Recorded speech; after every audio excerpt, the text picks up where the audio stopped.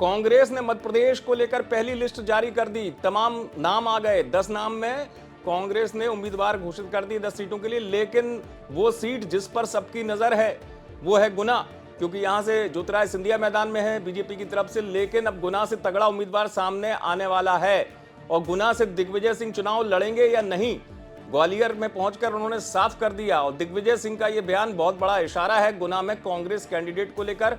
और यह भी समझिए कि दिग्विजय सिंह ने क्यों ज्योतिरादित्य सिंधिया पर निशाना साधा और यह भी कह दिया कि 1947 के बाद तो राजा महाराजा बचे नहीं। जरा दिग्विजय सिंह की बात सुन लीजिए। राजा साहब, गुना से एक बड़े मुकाबले की उम्मीद की जा रही है कि महाराजा और राजा के बीच मुकाबला होगा। मुकाबला तगड़ा होगा। किसके बीच? राजा महाराजा 1947 के बाद बचे ही नहीं। तो सर इसके बाद किसके बीच में होने वाला है मुकाबला? आपकी तैयारी है क्या? मेरी तैयारी पूरे सब जगह रहती है हमेशा। नहीं, आपके लेकर गुना को लेकर बार बार सवाल उठ रहा है कि गुना से मैदान में जाने वाले हैं पार्टी। दिग्विजय सिंह के निशाने पर आप कहे प्रत्यक्ष है, अप्रत्यक्ष ज्योतिरादित्य सिंधिया ही थे। गुना वो सीट है जिसको लेकर लगातार कयास लगाए जा रहे हैं। पहले अरुण यादव का नाम चला के आ जाएगा पहली लिस्ट में, लेकिन नहीं आया। और संयोग ये देखिए कि गुना और राजगढ़, जहां पर पार्टी के सूत्र बताते हैं कि दिग्विजय सिंह चुनाव लड़े, ऐसी आलाकमान की भी इच्छा है।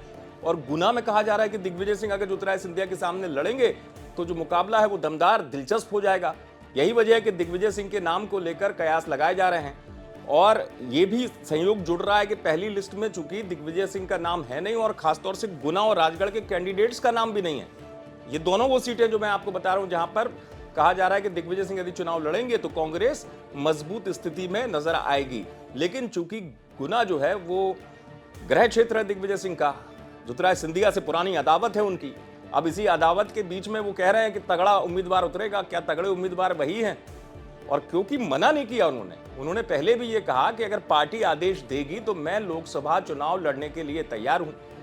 पिछली बार उन्होंने भोपाल से चुनाव लड़ा था लेकिन हार गए थे। लेकिन चूंकि गुना और राजगढ़ गृह क्षेत्र है, अब इस गृह क्षेत्र में पार्टी भी प्रयोग करने की सोच रही है कि अगर ज्योतिरादित्य सिंधिया के सामने दिग्विजय सिंह जैसे बड़े चेहरे को उतारा जाता है तो शायद पार्टी के लिए अपने आप में मुकाबला काफी दमदार हो जाएगा। पार्टी यहां फाइट में आ जाएगी और एक चुनौती हो जाएगी ज्योतिरादित्य सिंधिया के सामने। अब इन तमाम स्थितियों में दिग्विजय सिंह हाँ भी नहीं करते हैं और ना भी नहीं करते हैं। यही वजह है कि वो एक इशारा दे देते हैं कि गुना से तगड़ा कैंडिडेट मैदान में उतारा जाएगा। लेकिन ये तगड़ा कैंडिडेट कौन है? क्या दिग्विजय सिंह खुद हैं? यही देखने वाली बात है। क्या दिग्विजय सिंह के पसंद का कोई चेहरा है? लेकिन अब गुना को लेकर दिग्विजय सिंह ने जवाब जरूर दे दिया है। आप देखते रहें एमपी तक।